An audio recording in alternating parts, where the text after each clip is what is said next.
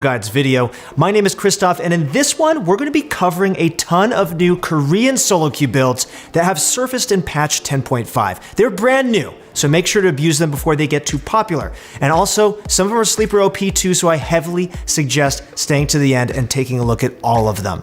Also, for our question of the day, what's been your favorite change this patch? Personally, I really like the buffs they gave to Blade of the Ruined King. I think that it wasn't built on most melee champions, and now that tanks are really powerful, bruisers are really powerful, it's important that that item gets a little bit beefier. And as always, if you guys want to get better at League, you guys know where to go.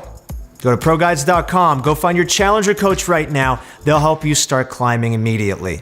All right, let's get into the video.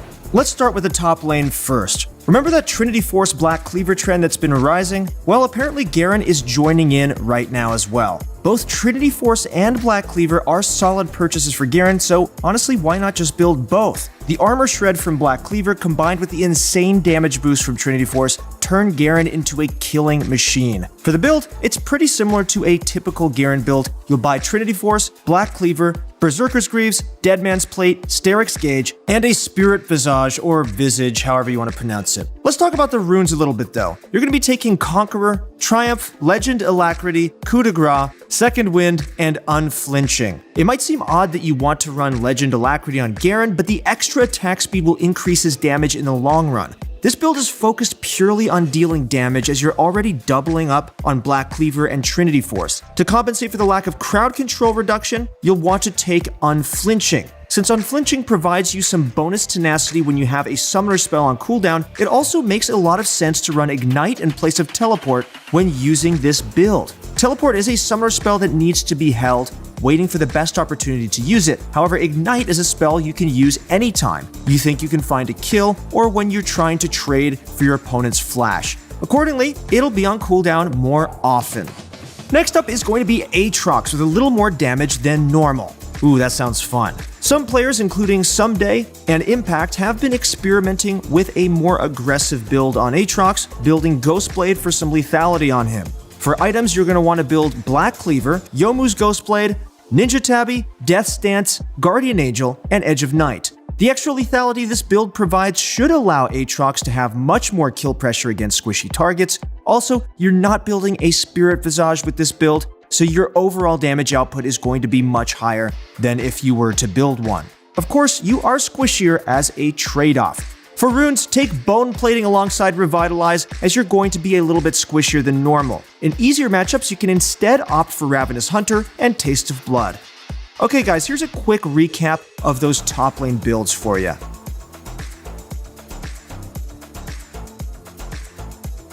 Alright, now let's hop into the jungle. First up in the jungle is going to be Karthus. Some players have been experimenting with Hextech GLP on him. This item provides a multitude of extra options for Karthus on top of making him a little bit tankier. With it, Karthus can start fights off with its slow and hold his wall for his passive after he dies. He'll have more slows to work with, so he can more reliably land his follow-up Qs. Otherwise, Karthus gains an extra slow to stick onto his targets even longer. Technically, you could even say that Hextech GLP's slow makes it easier for Karthus to land his W, guaranteeing even more crowd control. For runes, you're going to want to take Dark Harvest, Cheap Shot, Eyeball Collection, Ravenous Hunter, Magical Footwear, and Cosmic Insight. The items are similar to a normal build by a Runic Echoes, Sorcerer's Shoes, Hextech GLP, Rabadon's Death Cap, Void Staff, and a Zhonya's Hourglass. Next up is Conqueror Zed. That's right, even though Zed has held an abysmal win rate in the jungle for the past couple of patches, some players are finding a ton of success with this specific Zed build. I think the math does check out though. Zed has some incredible attack damage ratios and an E that he can spam rapidly. Taking Conqueror on Zed gives him more dueling potential so that he can put up a fight against other junglers. Zed's Q has a 100% AD ratio, while his E has an 80% one. Especially around the mid-game, Zed can abuse the bonus damage from Conqueror to defeat his opponents in a battle. The runes are going to be Conqueror, Triumph, Legend Alacrity, Coup de Grace, Sudden Impact, and Ravenous Hunter. Items are quite typical. Build a Warrior, Edge of Night, Youmuu's Ghostblade, Duskblade of Drakthar, Mercury Treads, and Umbral Glaive. Okay, now let's talk about another interesting pick, none other than Dark Harvest Gragas. In place of Predator, some players are now taking Dark Harvest in its place. It's a much more snowball-oriented rune choice and can definitely deal more damage in the later parts of the game. Although you sacrifice the rushdown active Predator provides, you can take Relentless Hunter in place of Ingenious Hunter. As a result, you're going to passively move a little bit faster when you're not in combat. With Predator, you need to equip Ingenious Hunter so you'll only have bonus movement speed when you activate it. It's a trade-off ultimately. You can invest heavily into specific ganks or have more general mobility. Although Cinderhulk was buffed, Gragas players are still opting into these more aggressive keystones, so I'd suggest giving this one a try as well. For runes, you're going to be taking Dark Harvest, Sudden Impact, Eyeball Collection, Relentless Hunter, Perfect Timing, and Cosmic Insight. For items, you're going to be buying a Runic Echoes, Sorcerer's Shoes, Zanya's Hourglass, Morellonomicon, Rabadon's Death Cap, and a Void Staff. Okay guys, so here are all the jungle builds one last time as we go and run it down mid. Also guys, before we get into the mid lane section, we mentioned a Sylas build in our previous video from this series, which consisted of Conqueror, Triumph Tenacity, Last Stand, Ravenous Hunter, and Eyeball Collection. We wanted to bring this build up one more time in this video because it actually was created by a challenger jungler named Nidhogg. He was the first one to come up with this iteration, and we highly recommend you check out his Twitch stream, which will be linked in the description below. He's also got insane mechanics and a ton of game knowledge, so we'll be collaborating with him for some future videos for you guys as well, so stay tuned for that.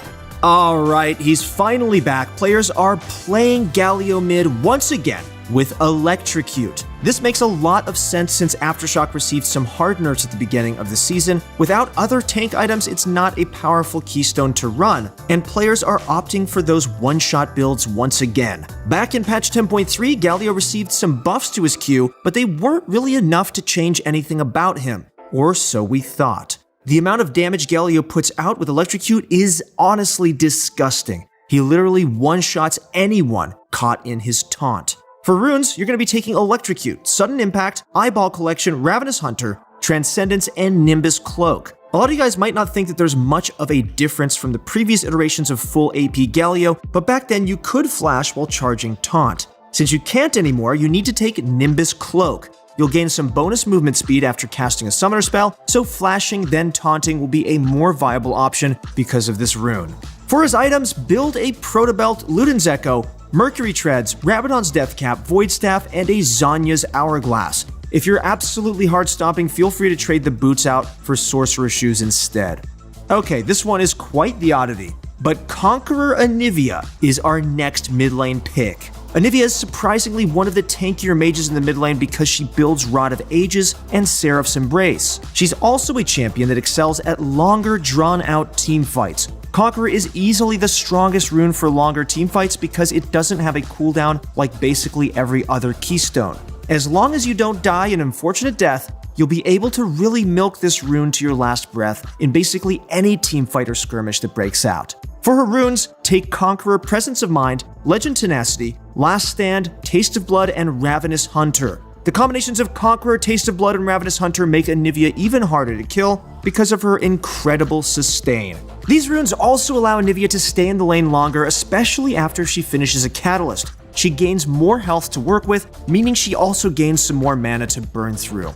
For items, build a Rod of Ages, Seraph's Embrace, Mercury Treads, Zanya's Hourglass, Rabadon's Death Cap, and a Void Staff. We're throwing those mid lane builds one more time on the screen as we head down to the bot lane. Okay, so this is one of the times I should have been able to come up with this one myself. The next one is going to be Conqueror Jinx, and it really does make a lot of sense, and it's starting to gain a lot of popularity. Jinx auto-attacks extremely quickly, and has many reasons to use her abilities during team fights. Stacking it up is basically no issue for her, and honestly, what marksman doesn't want some extra attack damage? When Jinx finds a takedown to activate her passive, she gains movement speed and attack speed. Especially while excited off of these resets, the only thing Jinx could ask for is more damage, and that's what Conqueror is there for. For her runes, you're going to be taking Conqueror, Presence of Mind, Legend Bloodline, Coup de Grace, Nimbus Cloak, and Gathering Storm. The Nimbus Cloak Gathering Storm combination is starting to replace Magical Footwear and Biscuit Delivery, but for this build specifically, it's a must. You're trying to maximize the amount of AD you can gain, so you need Gathering Storm in your loadout. For items, build Berserker's Greaves, Infinity Edge, Rapid Fire Cannon, Storm Razor, Mauve Malmortius, and Mortal Reminder. Of course, if there aren't any magic damage threats on the enemy team, replace it with a Bloodthirster or any other item of your choosing. Oy, this one is just, I don't even know what to say about this, but this has been happening. Please let me know what you think of this down below. Players have started playing Azir bottom as of late.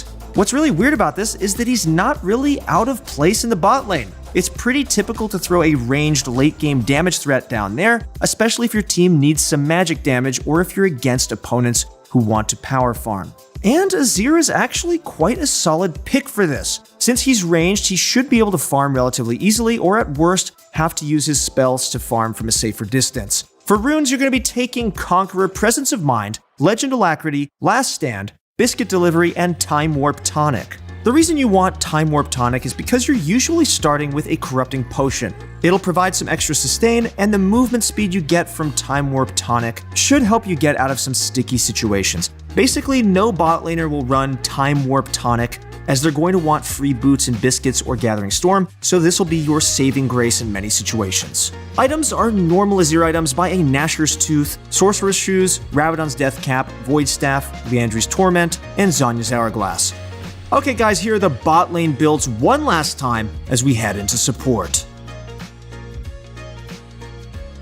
We already hated him enough in the bot lane, but what if I told you that Heimerdinger is also played as a support now? Imagine taking something terrible and making it worse. When I say terrible, I don't mean in terms of win rate, by the way. He is a powerful pick and you're making a good move by picking him. But if you play him, you're a terrible person, just know that. Anyway, Heimerdinger support still exerts a ton of pressure during the laning phase. In case you're wondering, you still max W on support Heimerdinger. Your goal is to poke your opponents down, and the best part is that you don't have to focus spending mana on pushing the wave. That's up to your lane partner. For his runes, you're going to be taking Arcane Comet, Mana Flow Band, Transcendence, Scorch, Presence of Mind, and Cut Down. You're playing support after all, so you absolutely don't need to run Gathering Storm. Take Scorch and make your lane opponents miserable. Heimerdinger is a squishy champion, so running Cut Down on him will also provide an incredible amount of value. For items, you're going to be buying Shard of True Ice, Sorcerer's Shoes, Hextech GLP, Liandry's Torment,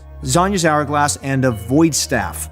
Okay, next up is going to be Sylas support. However, he's also seeing play as an oddball bot laner as well. The builds are quite similar for both, so we're just going to lump them together. As a support, you're going to be taking Conqueror, Triumph, Legend Tenacity, Last Stand, Nimbus Cloak, and Transcendence. For items, you're going to be building a Bulwark of the Mountain, Sorcerer's Shoes, Proto Belt, Zhonya's Hourglass, Rabadon's Death Cap, and a Void Staff. Sylas support plays as a typical non-traditional support. He's very aggressive and plays for kills. When he's played as bottom, he's often played with an extremely aggressive support to back him up. You're playing a kill lane. Essentially, you can always farm with Q if necessary. For his runes as a bot laner, take Conqueror, Triumph, Tenacity, Last Stand, Second Wind, and Overgrowth. For his items, they're the usual: build a Protobelt, Luden's Echo, Sorcerer's Shoes, Zhonya's Hourglass, Rabadon's Death Cap, and a Void Staff.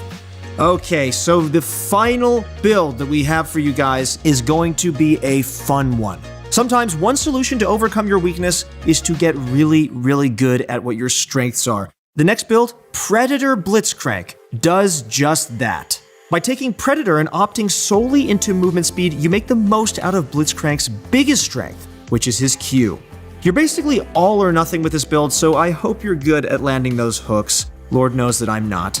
During the early to mid game, however, Predator can instead act to help you get in E range of enemies who are out of position. You won't be able to run into 5 people, punch someone, and expect to escape alive though. For runes, you're going to be taking Predator, Taste of Blood, Ghost Ward, Ingenious Hunter, Hextech Flash Traption, and Cosmic Insight. For items, you're going to be building a White Rock, Boots of Mobility, Dead Man's Plate, Righteous Glory, Gargoyle Stone Plate, and Knight's Vow. The combination of Predator, Boots of Mobility, Dead Man's Plate, and Righteous Glory make it so that you're going to be really, really fast.